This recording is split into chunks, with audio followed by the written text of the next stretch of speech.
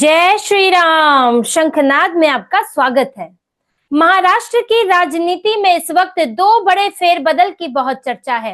एक गठबंधन को लेकर और एक पार्टियों के विलय को लेकर। विलय की बात करें तो इसमें शरद पवार और अजीत पवार गुट के विलय को लेकर कई बातें कही जा रही हैं, कई बयान सामने आ रहे हैं और ऐसे इशारे सामने आ रहे हैं जिससे लगता है कि आने वाले दिनों में पवार परिवार एक ही हो जाएगा। लेकिन उससे ज्यादा जिस चीज की चर्चा है वो है गठबंधन।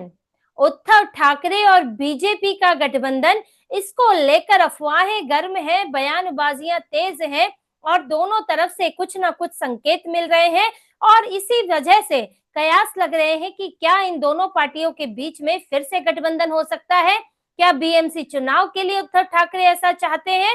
आखिर दोनों पार्टियों में चल क्या रहा है कि जो उद्धव ठाकरे बीजेपी पर, देवेंद्र फडणवीस पर पार्टी तोड़ने का आरोप लगाते हैं, गद्दारी का आरोप लगाते हैं, पार्टी खत्म करने का आरोप लगाते रहे हैं, वो आज जो है नरम रुख कैसे दिखा रहे हैं, फडणवीस के आगे किस तरह से झुक गए हैं और संजय राउत के मुंह से भी फूल बरस रहे हैं।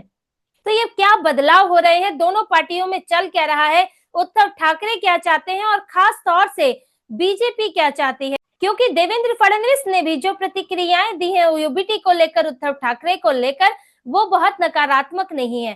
तो भाजपा में क्या चल रहा है और उद्धव ठाकरे की पार्टी में क्या चल रहा है, दोनों पर चर्चा करेंगे और आपको बताएंगे कि इनके इनसाइडर्स और इनसे जो बातें बाहर निकल कर आई हैं वो क्या है। देखिए, उद्धव ठाकरे की बात करें, यूबीटी में बाहर निकल कर आने को ज्यादा कुछ है नहीं, क्योंकि वो साफ है उद्धव ठाकरे इस वक्त डूबने की हालत में है, तो उनका तिनके का भी सहारा चलेगा और बीजेपी तो एक बहुत बड़ा सहारा उनके लिए होगी। तो उद्धव ठाकरे बहुत लालायित हैं भाजपा से गठबंधन करने के लिए। उनको ये लगने लगा है अब, जो उनकी स्थिति बन गई है कि उनके पास राजनीति में सरवाइव करने के लिए अब कोई और तरीका नहीं बचा है। भले ही वो अघाड़ी से अलग होकर अकेले चुनाव लड़े, बीएमसी, नागपुर, पुणे अलग आप चुनाव लड़ो, लेकिन उससे फायदा नहीं है, क्योंकि आपके पास आधार नहीं है। आपसे हिंदू नाराज हैं, मुसलमान आपसे अब नाराज हो गए हैं, जो आपको वोट दे रहे थे अघाड़ी से अलग होने के कारण वो भी नहीं देंगे। और जैसे ही आप हिंदुत्व हिंदुत्व करने लगेंगे तो मुसलमान तो वैसे ही आपसे छिटक जाएंगे और आपको किसी बड़ी पार्टी का सपोर्ट भी नहीं है। क्योंकि पिछली बार जब आप बीएमसी में चुनाव जीते थे, उद्धव ठाकरे जितनी वो सीटें लाए थे, करीब 82 सीटें लाए थे, वो भाजपा के साथ गठबंधन के चलते लाए थे और भाजपा के भी अच्छा परफॉर्मेंस उसमें रहा था। लेकिन अब भाजपा के साथ तो आधी शिवसेना है और आधी मजबूत शिवसेना है, आधी क्या कहेंगे, अब तो उससे ज्यादा हो गई है। इतने नेता जो है उद्धव ठाकरे की पार्टी से चले गए हैं, तो वहां भाजपा के पास एक सहयोगी है ही, साथ में राज ठाकरे भी है, तो भाजपा को तो कोई समस्या नहीं है सहयोगियों को लेकर, वो तो अकेले भी चुनाव लड़ती है भाजपा। लेकिन समस्या उद्धव ठाकरे के लिए, ना उनके पास गठबंधन सहयोगी और जिस गठबंधन में बैठे हैं उसमें रहेंगे तो उल्टा और नुकसान हो जाएगा। तो ऐसे में वो इस वक्त पानी में डूब रहे हैं, हाथ छटपटा रहे हैं कि कोई पकड़ लो, कोई मुझे निकाल लो, बचा लो, मेरे बेटे की राजनीति बचा लो, राजनीतिक भविष्य बचा लो। तो उद्धव ठाकरे की स्थिति यही है और उनके पार्टी के नेता भी अब साफ तौर पर चाहते हैं कि हिंदुत्व की तरफ आ जाओ, ये संजय राउत को आप जो है पार्टी में इनको किनारे कर दो, वरना ये आपको आप हाथ पांव मारने लायक भी नहीं छोड़ेंगे और पूरी तरह आप डूब जाएंगे। और ये आपको डुबाकर जो है, ये इस स्थिति में भी है कि आपको डुबाकर खुद बचने की कोशिश करेंगे। तो संजय राउत को लेकर भी बहुत से बातें की गई, क्योंकि वही है जो सबसे ज्यादा कान भरते हैं। तो उद्धव ठाकरे की स्थिति साफ समझ आती है कि वो भाजपा से गठबंधन क्यों चाहते हैं और कितना डेस्परेटली वो चाहते हैं। लेकिन बात भाजपा की है कि भाजपा आखिर क्या चाहती है, क्योंकि हालिया बयान अगर देखेंगे, देखिए इस तरफ से पहले संजय राउत का बयान आता है। पहले तो उद्धव ठाकरे देवेंद्र फडणवीस से मिलते हैं, आदित्य ठाकरे मिलते हैं, आदित्य ठाकरे 2-3 बार मिल चुके हैं, उनसे अपने पिता के साथ भी गए थे, अभी हाल ही में मिले थे। इधर से संजय राउत की अगर बात करें तो संजय राउत ने कहा राजनीति में कोई दोस्त या दुश्मन नहीं होता, कोई स्थायी दोस्त या दुश्मन नहीं होता। जैसे नीतीश कुमार है, वो कभी भाजपा के विरोधी थे, आज भाजपा के साथ है। गठबंधन के सवाल पर उन्होंने ये बातें कही थी और देवेंद्र फडणवीस की तो वो आजकल भर भर कर तारीफ कर ही रहे हैं। सामना में क्या छप रहा है ये सबके सामने है। इसके बाद देवेंद्र फडणवीस से भी इस पर बात की गई, तो देवेंद्र फडणवीस से जब सवाल पूछा गया दोस्ती दुश्मनी को लेकर राजनीतिक पार्टियों के साथ, तो उन्होंने कहा, राज ठाकरे को लेकर भी सवाल था, उन्होंने कहा कि पहले उद्धव ठाकरे हमारे दोस्त थे, फिर राज ठाकरे हमारे दोस्त बने, अब राज ठाकरे हमारे अब भी दोस्त हैं, उद्धव ठाकरे हमारे दुश्मन नहीं है। उन्होंने ये तो नहीं कहा कि वो हमारे दोस्त हैं, लेकिन ये भी नहीं कहा कि वो हमारे दुश्मन है। ऐसे भी देवेंद्र फडणवीस बहुत डिप्लोमेटिक बातें करते हैं, वो कभी भी बातों को एक्सट्रीम लेवल पर नहीं ले जाते, किसी झगड़े को इस स्तर पर नहीं ले जाते कि वापसी संभव ना हो, तो वो एक मंझे हुए राजनेता की तरह बात करते हैं। शरद पवार ने भी जब आरएसएस की तारीफ की, भाजपा की तारीफ की कि इन्होंने घर घर पहुंचकर जो है मेहनत की, लोगों तक पहुंचे, चुनाव में इसलिए जीत मिली, तो उनकी तारीफ पर भी देवेंद्र फडणवीस ने कहा कि शरद पवार बहुत समझदार नेता है, उनको लग गया होगा कि जो झूठ का पुलिंदा ये लोग बना रहे थे वो चल नहीं पाया और ये आगे भी नहीं चल सकता, इसीलिए वो ये बयान दे रहे हैं, इसलिए तारीफ कर रहे हैं। कहीं ना कहीं इशारा कर दिया कि शरद पवार मजबूर हैं, हारे हुए नेता हैं और इसीलिए ये उनकी मजबूरी है कि वो तारीफ कर रहे हैं। तो देवेंद्र फडणवीस ने तो कई इशारे किए और जो उन्होंने उद्धव ठाकरे को लेकर कहा, सबसे ज्यादा सवाल तो उसी को लेकर है कि क्या ये इशारा है, क्या भाजपा भी आमंत्रण दे रही है उद्धव ठाकरे को। देखिए, पार्टी में जो है इस वक्त दो तरह के विचार चल रहे हैं भाजपा के अंदर। एक गुट है जो चाहता है कि उद्धव ठाकरे के साथ गठबंधन ना हो, उद्धव ठाकरे को अभी इतनी जल्दी स्वीकार ना किया जाए, जांच लिया जाए। एक गुट उनके साथ गठबंधन का सहयोगी नहीं है, समर्थक नहीं है। लेकिन एक दूसरा गुट है जो ये कम कहना, जिसका विचार ये है कि गठबंधन करने में कोई समस्या नहीं है या उद्धव ठाकरे की वापसी में समस्या नहीं है, लेकिन उद्धव ठाकरे को कुछ चीजें तय कर लेनी चाहिए, उसके बाद ही उनकी वापसी हो सकती है। साथ ही भाजपा में ये बात भी चल रही है कि उद्धव ठाकरे और एकनाथ शिंदे अगर खुद एक हो जाए तो वो ज्यादा बेहतर होगा, जैसे कि शरद पवार और अजीत पवार एक हो गए हैं। क्योंकि दोनों गुटों को एक साथ भाजपा के गठबंधन में रखना वो अपने आप में परेशानी वाली बात है, क्योंकि दोनों ही पार्टियां अलग अलग एक ही जगह से निकली हैं। तो अगर उद्धव ठाकरे और शिंदे के बीच में कोई सहमति बनती है तो भाजपा के लिए ये चीजें महायुति के लिए आसान होंगी।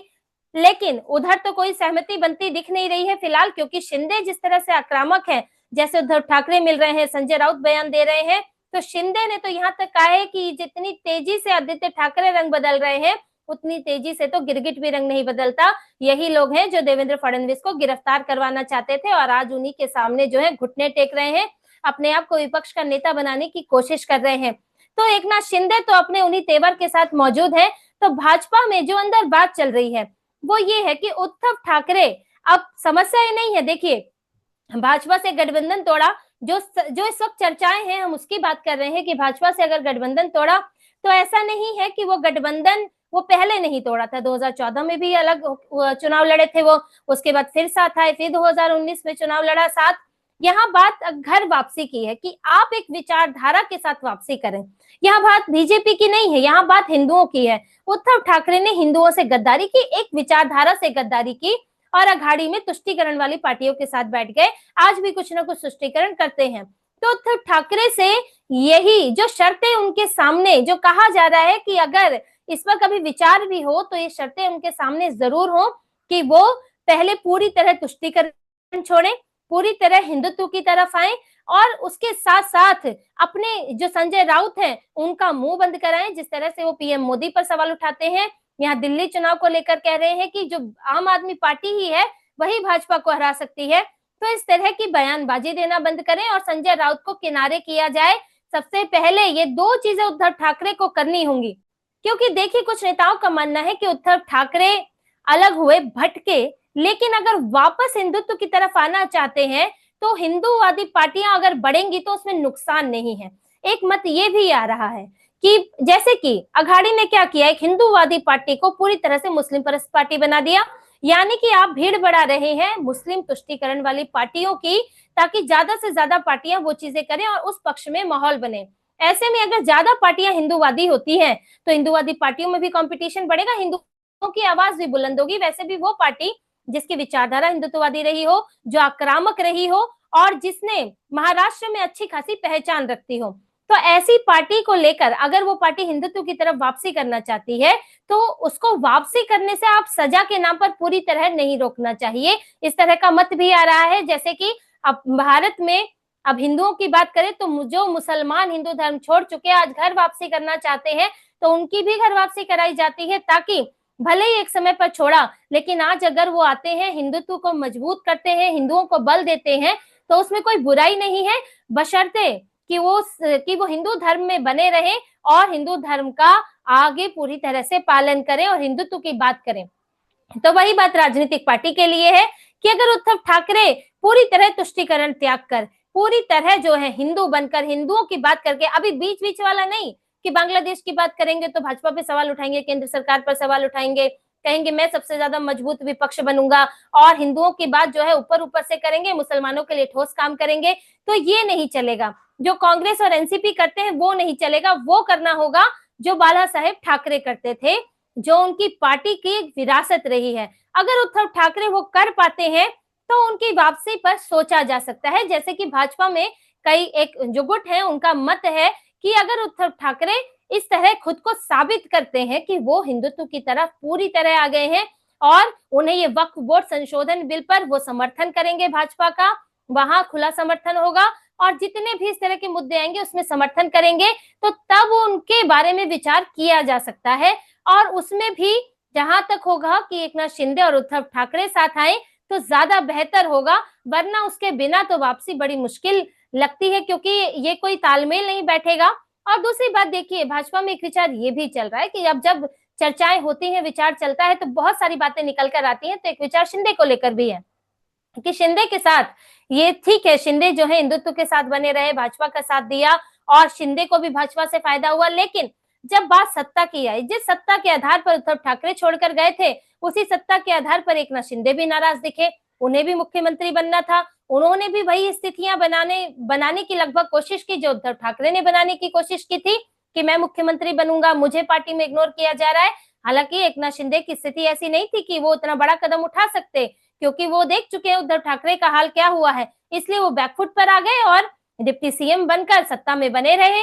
तो जो सत्ता का संघर्ष है वो तो एकनाथ शिंदे के साथ भी चल रहा है। और बात है विचारधारा की, तो यही बात है कि विचारधारा के साथ अगर उद्धव ठाकरे आते हैं और क्योंकि वो खुद आ रहे हैं, खुद हाथ फैला रहे हैं, आगे बढ़कर बोल रहे हैं, तो वो शिंदे से ज्यादा जो है वो दबी हुई स्थिति में होंगे। लेकिन अभी भी कुछ भी ऐसा फाइनल नहीं है, ना भाजपा की तरफ से कोई फाइनल है, ना शिंदे की तरफ से फाइनल है। उद्धव ठाकरे की तरफ से तो वो तो हाथ फैलाए खड़े ही है, तो भाजपा की तरफ से भी फाइनल नहीं है। बहुत सारी चीजों पर चर्चाएं चल रही हैं। उद्धव ठाकरे की क्या स्थिति बनती है, बीएमसी में क्या स्थिति बनती है, जो भी नगर निगम चुनाव होंगे उस पर बहुत कुछ निर्भर करेगा।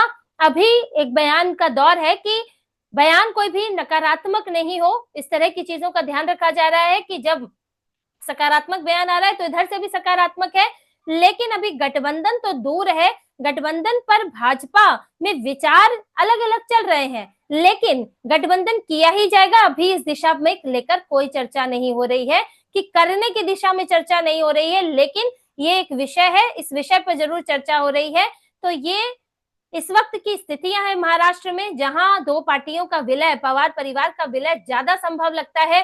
शरद पवार भले ही कितना नानुकुर कर ले, लेकिन दबाव उन पर जबरदस्त है, और अभी दिखावा वो भले ही कर ले, लेकिन उनकी पार्टी के परिवार के लोग ही चाहते हैं कि अजीत पवार के साथ गठबंधन हो जाए। देर सबेर उनको ये करना ही पड़ेगा। लेकिन यहाँ ये जो विलय जितना संभव लगता है, गठबंधन उतना संभव नहीं लगता है, मुश्किलें लगती हैं। लेकिन फिर भी परिस्थितियों का कुछ नहीं कह सकते, क्योंकि अलग होना भी संभव नहीं लगता था। लेकिन अलग होना तो छोड़ दीजिए, अघाड़ी के साथ जाना शिवसेना का संभव नहीं लगता था, लेकिन शिवसेना गई, शिवसेना टूटी भी। तो आगे भी कुछ राजनीतिक परिस्थितियां क्या बनती हैं, थोड़ा इंतजार करना होगा। बहुत शुरुआती चर्चा है ये, लेकिन इस वक्त जो विचार चल रहा है वो सब आपके सामने है। और उद्धव ठाकरे इस वक्त किस बुरी स्थिति में है ये भी सामने है, कि उनको अपने हिंदुत्व से गद्दारी की सजा मिल रही है और आगे भी मिलती रहेगी, और इसी डर में वो जगह जगह भटक रहे हैं और अपने लिए सहारा ढूंढ रहे हैं। तो इसी तरह की और खबरें और विश्लेषण आपके लिए लाते रहेंगे, हमसे जुड़े रहिए, सब्सक्राइब कीजिए, कमेंट कीजिए। बहुत बहुत धन्यवाद। जय श्री राम।